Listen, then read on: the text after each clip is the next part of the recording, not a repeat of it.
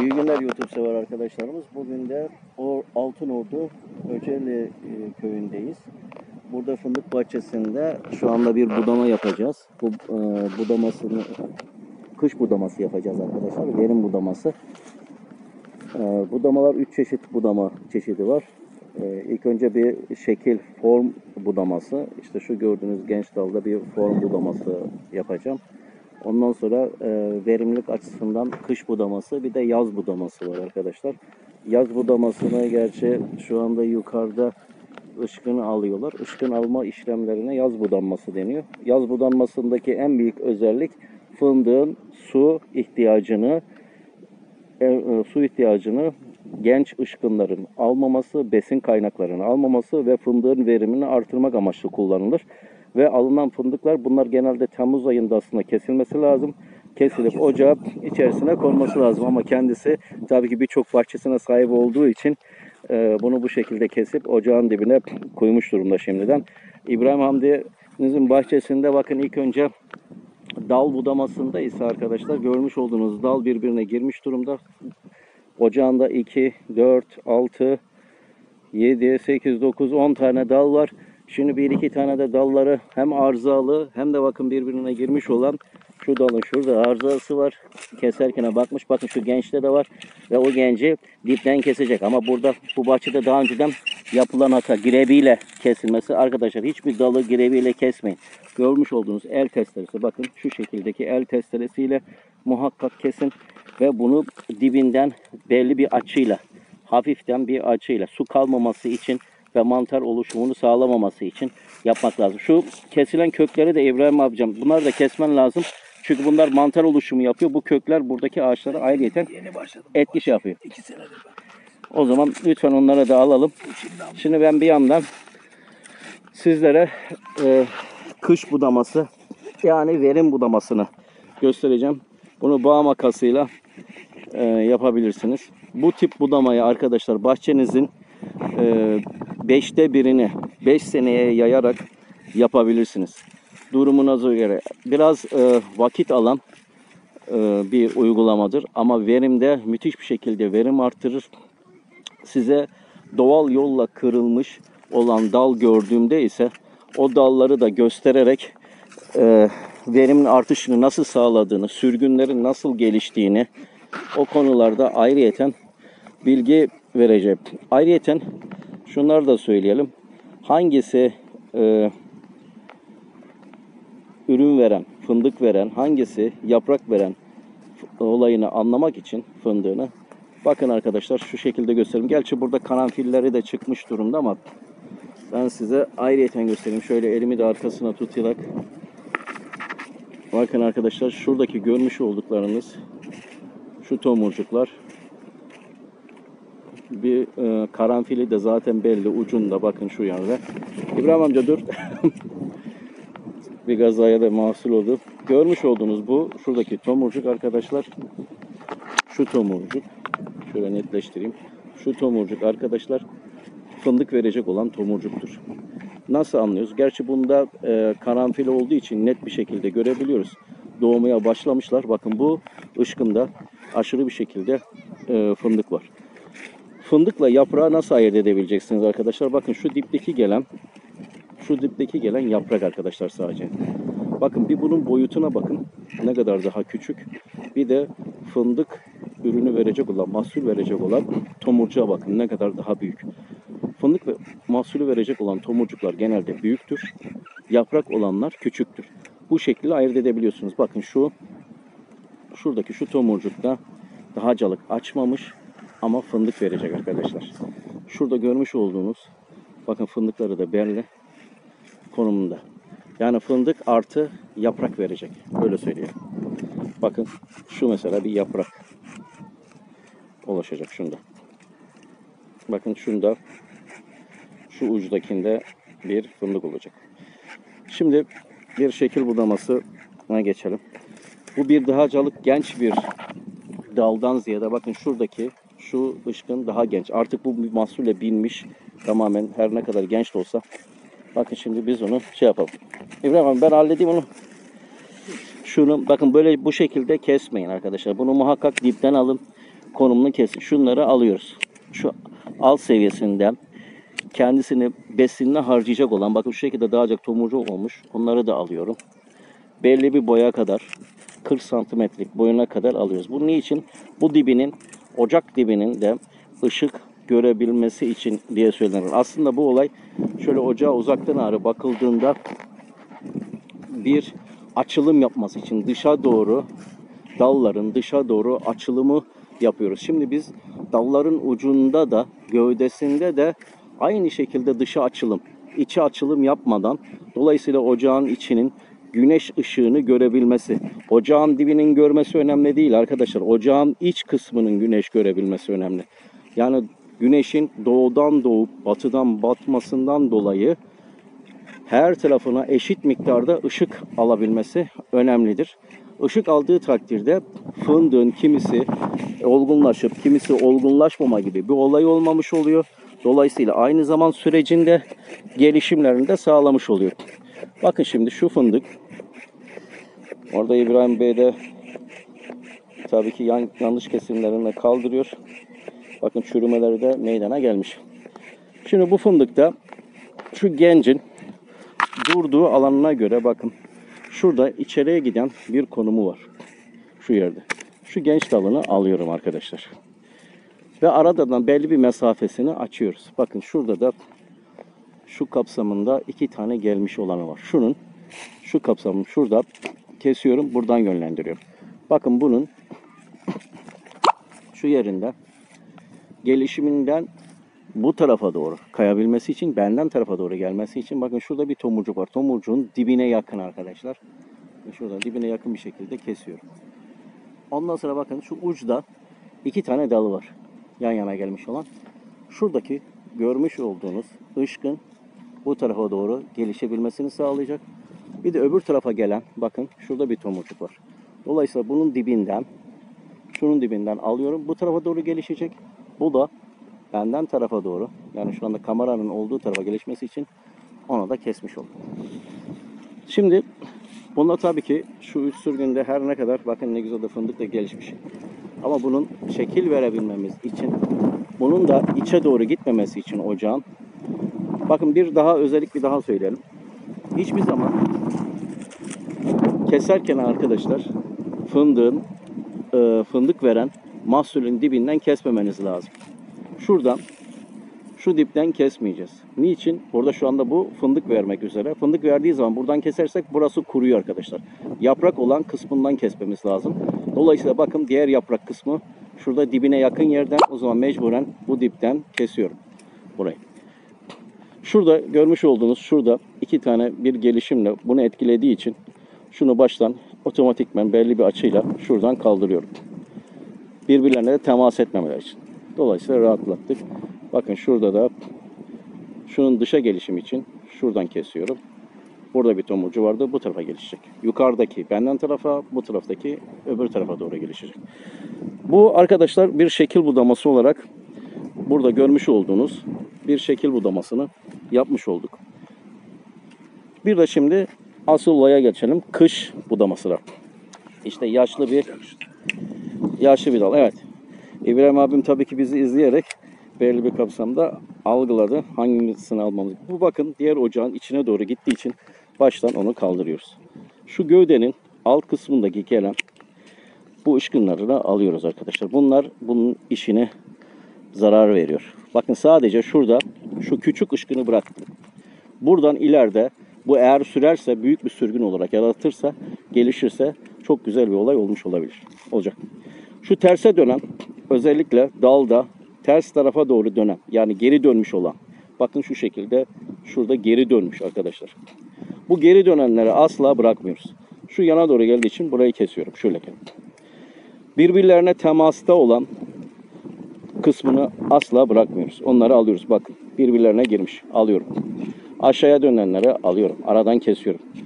Bakın şu kurumuş. Bunu alıyorum. Şurada bir sürgün yapacakmış ama yapamamış.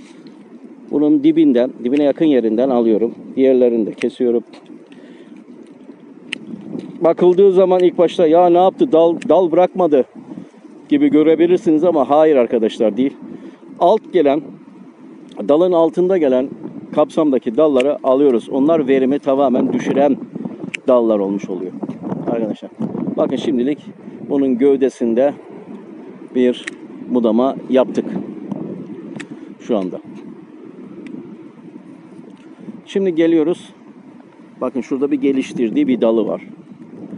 Gövdesinde. İkinci dal arkadaşlar burada var. Bakın üçüncü dal var.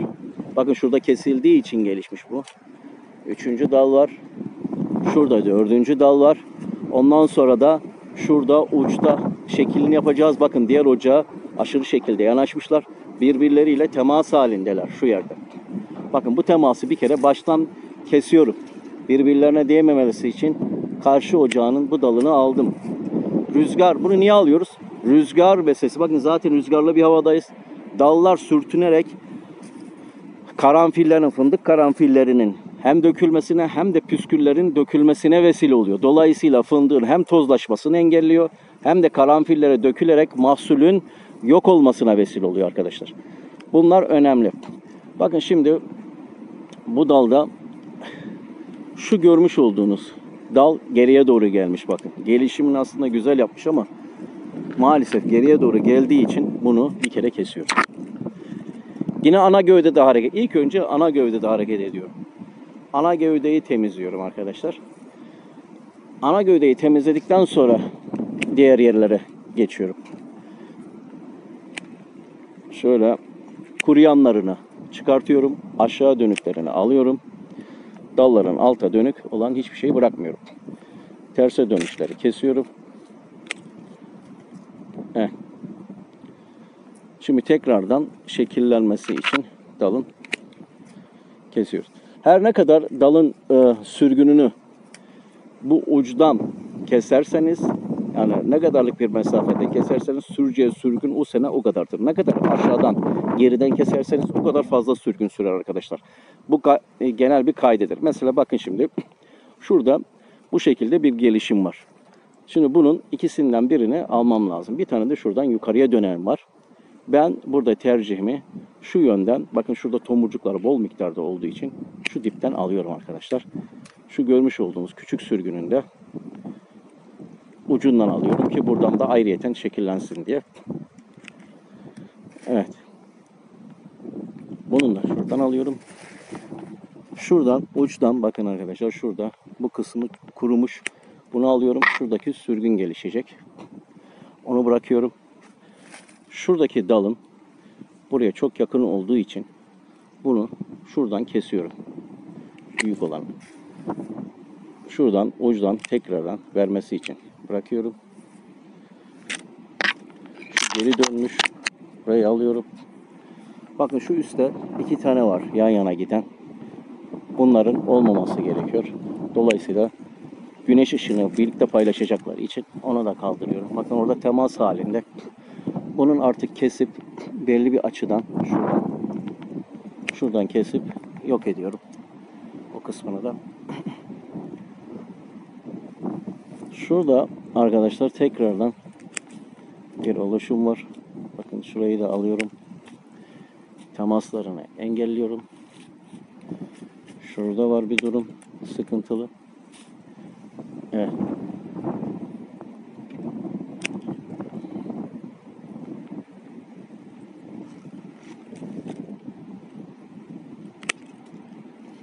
Dallar birbirine bir kere değmeyecek arkadaşlar bak. Değen dal oldu mu o iş sıkıntıdır. Evet şuradan şekil budamasını yapıyorum. Bakın şurada arkadaşlar. Kesiyorum. Acımıyorum. İbrahim abi gözüme bakmıyorsun değil mi? Keserken. Kestin dallarımın hepsini demiyorsun değil mi? Demiyorsun değil mi?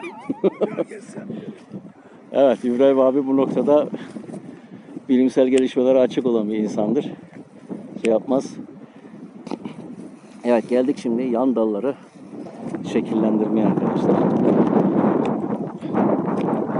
Bunları da kesiyorum. Bakın arkadaşlar şurada aslında birbirine çok yakın.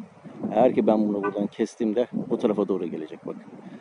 Şu giden, şu uca giden kısmına Bu noktada hiç ihtiyaç duymuyorum. Şuradan ağrı hiç acımadan. Bakın alıyorum bunu. Şu gördüğünüz dal boyunca gidecek artık burası. Gelişecek. Bayağı bir kestik. Şuradaki diğer dalı keseceğiz şimdi. Şu genç dalı. İhtiyarı yakışıklı hale getirdik. Değil mi İbrahim amca? Saç tıraşını yaptık.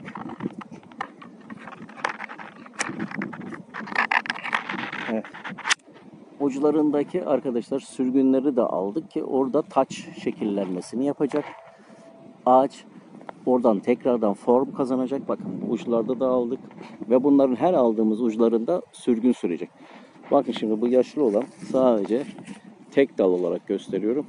Bu tamamen bunu budadık. İlk halini gözünüze canlandırdıysanız görmüş olacaksınız. Bakın şimdi şunu budayacağım. En sonunda ocağın bir kere bir haline de bakın arkadaşlar. Ocağın halini göstereceğim. Burada ben video durduruyorum. Çok uzun oluyor çünkü kayıt. Yaptıkça göstermiş olacağım.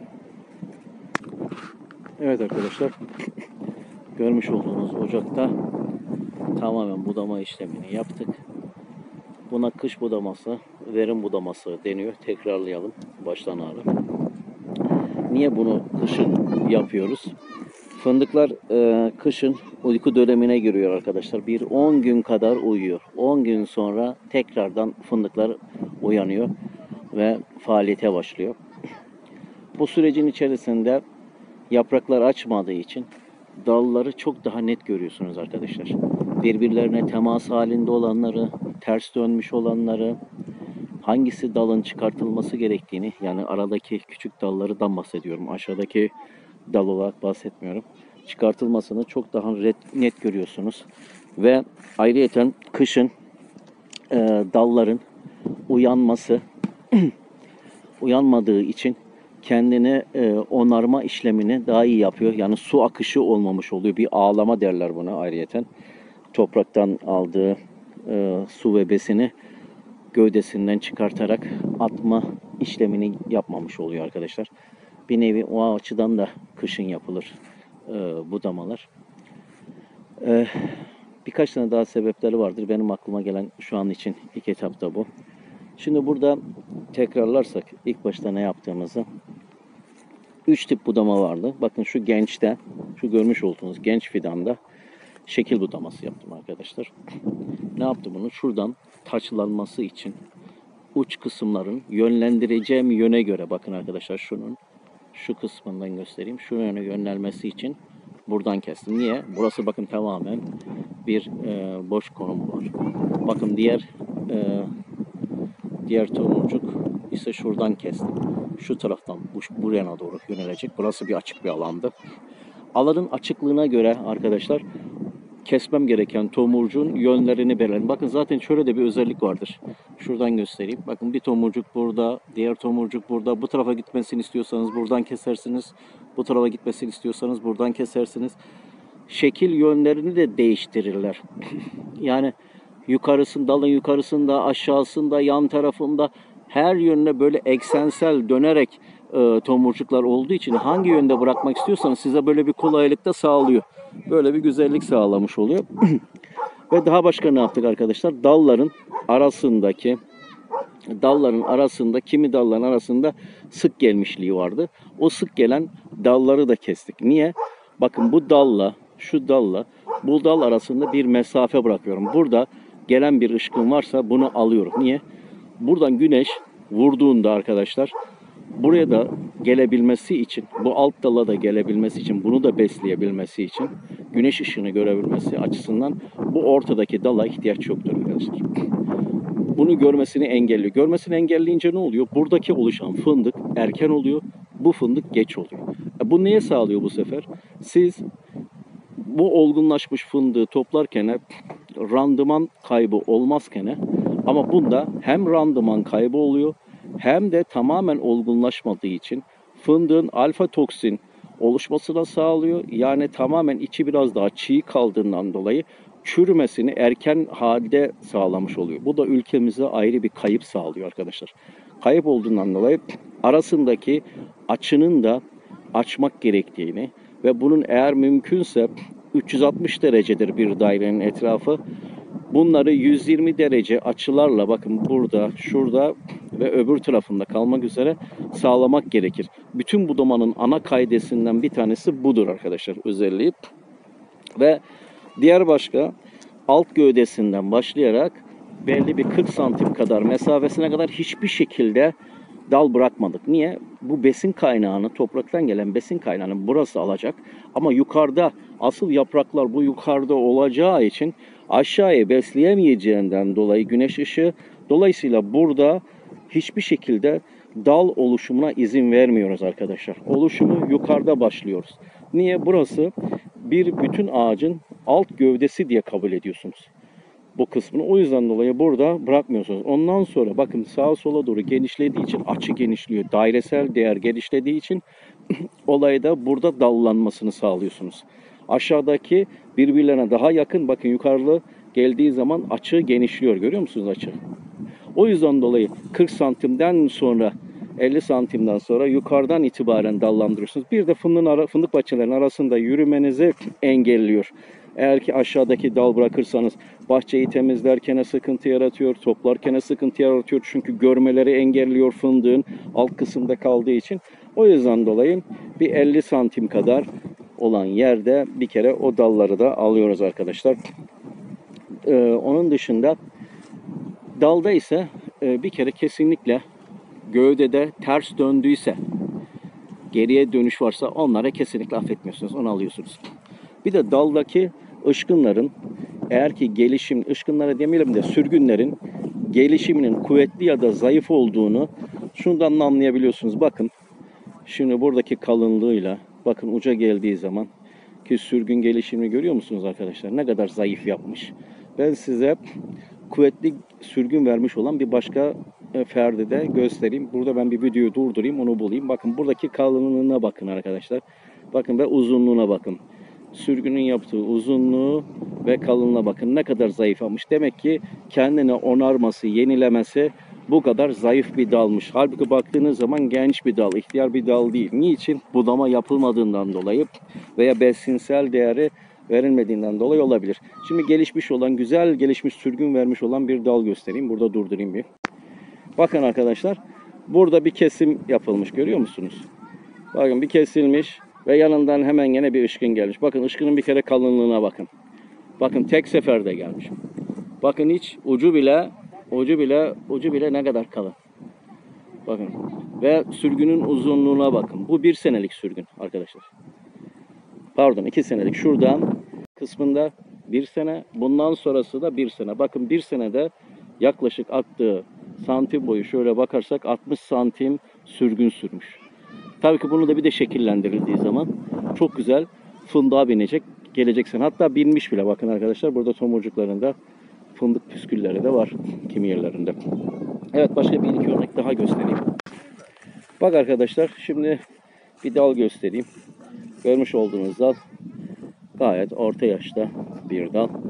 Ve bakın şimdi kış budamasının, uç budamasının avantajını göstereyim arkadaşlar. Burada bakın dalı buradan girebiyle kesmişler zamanında. Bu yaklaşık 2 sene ya da 3 sene önce kesilmiş. Ve kesilmesiyle birlikte ne olmuş arkadaşlar? Hiç ellemedim. Bakın şuradan bir kere şuradan bir dal oluşmuş. Bakın ne kadar uzamış. Görüyor musunuz? Hala gidiyor. Yaklaşık 2 metreyi geçmiş. Onun yanında bir dal daha vermiş. Bakın şurada. Şunu göstereyim. Bir dal daha vermiş. Bakın onun da uzunluğuna bakın. Şöyle gene. Yaklaşık 2 metrede bu uzamış. Onun dışında bakın kesilen yerin hemen sağında ve solunda olmak üzere bu ana dalını, işte kesildiği dalın kalınlığı kadar bakın arkadaşlar hemen oluşturmaya başlamış. İkisini toplarsanız neredeyse bunun kalınlığı oluşacaktır. Tabii ki bunu kestiği zaman budamaları da yapılmış olsaydı bunun çok daha net olacaktı. Bakın o sürgüne 1,5 metreye yakın hala gidiyor. Bak gökyüzündeki vericiyi gösterdim neredeyse size. O kadar uzamış. Bakın diğeri de aynı şekilde. Bakın ne kadar uzamış, görüyor musunuz? Dolayısıyla ne yapmış oldu arkadaşlar? Dalı genç olan ferde bindirdi. Alt kısmı yaşlı ama uç kısmı genç. Gençte mi daha fazla fındık olur? Yaşlıda mı? İşte buyurun. Dalları gençleştirilmesi lazım arkadaşlar. Bakın bu örnekte olduğu gibi. Bakın püsküller falan daha fazla var miktarlarda. Üzerlerinde çok fazla, daha fazla tomurcuk var. Hem karanfil tomurcukları var, hem yaprak tomurcukları var. Bakın bir de ihtiyara bakın. İhtiyar dala bakın arkadaşlar. Görüyor musunuz? İhtiyar daldaki tomurcuk sayılarını. Bakın hiç doğru düz yok ama bakın bir gence gelin. Gençteki tomurcuk sayılarına, yapraklarına bakın. Şimdi düşünün arkadaşlar. Yaprağı fazla olan dal mı fazla fındık verir, artı kaliteli fındık verir? Yoksa yaprağı daha az olan, püskülü daha az olan, karanfili daha az olan fındık mı verir? Fındıkta arkadaşlar uç budaması yapılması şart. Evet. Fındıkçılar olarak işin genelde hep kolayına kaçıyoruz. Az iş çok para istiyoruz. Hani öyle bir dünya yok arkadaşlar. Bahçenizden inanın bir dönümden normal şartlarda 250 kilo fındık almanız gerekiyor. Bu en alt limit bana göre. Bir dönümden 400 kilo fındıkla 600 kilo fındık alınabiliyor arkadaşlar. Yapılan uygulamalar, yöntemler vesilesiyle. Bunun altını özellikle çiziyorum. Bakın işte bunu da size buradaki örnek. Şimdi devam edelim aşağıdaki kaldığım yerden. Kestiğim ağaçtan.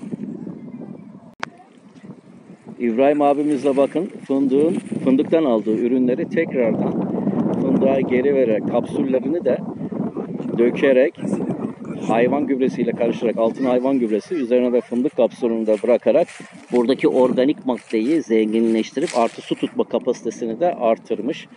Bunu da söylemeden geçmeyelim. Devam edelim. Evet.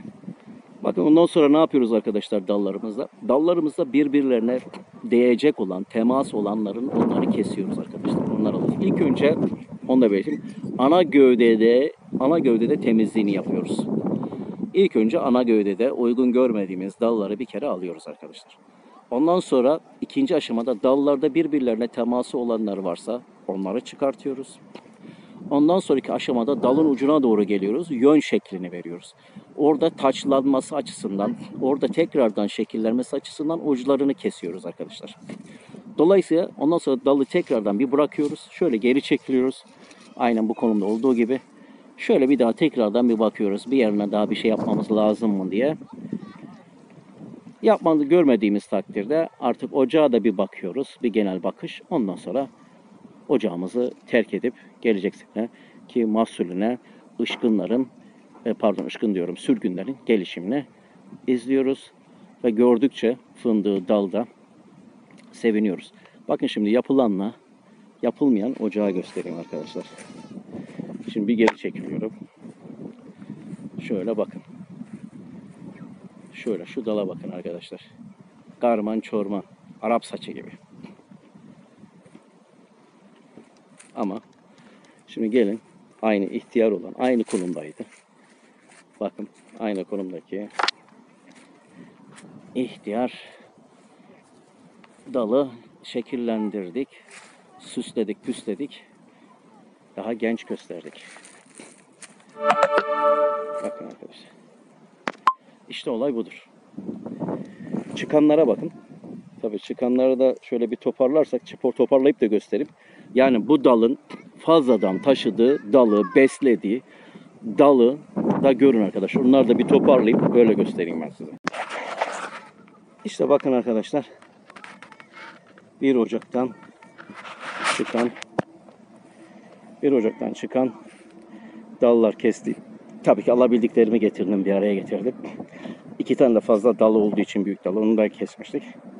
Ateş yaksam ısınırım yani bayağı uzun süre. Bakın bu kadar dalı fındık ocağı boşuna besliyor. Artı buna enerji harcıyor. Artı fındığın veriminden, her şeyinden düşürüyor. Bakın bunları çıkarttık ve ocağımızın geldiği hal. Son bir kez daha gösteriyorum. Evet arkadaşlar, videonun çok da uzun olmaması için burada ben sonlandırıyorum. İbrahim abimin bahçesinde görmüş olduğunuz dal bulamasını işlemini gerçekleştirmiş olduk. Uç budamayı. Verime binecek bu dallar. Bir başka videoda görüşmek üzere. Beğendiyseniz beğeni tuşuna basmayı ve abone değilseniz arkadaşlar abone olup daha başka videolarda görüşmek dileğiyle diyorum. Hoşça kal. İbrahim amca bir şey demek istiyor musun? Yok, teşekkür ediyorum sana. Eyvallah. Görüşmek dileğiyle. Bilgilendirdin bizi. Efendim? Bilgilendirdin bizi. Evet, cümleden. Videoyu izleyen herkesi de bilgilendirmiş olduk. İnşallah uygulayıp yaparlar. Ülkemizin fındık miktarı daha fazla, daha kaliteli fındığa kavuşuruz. İyi günler.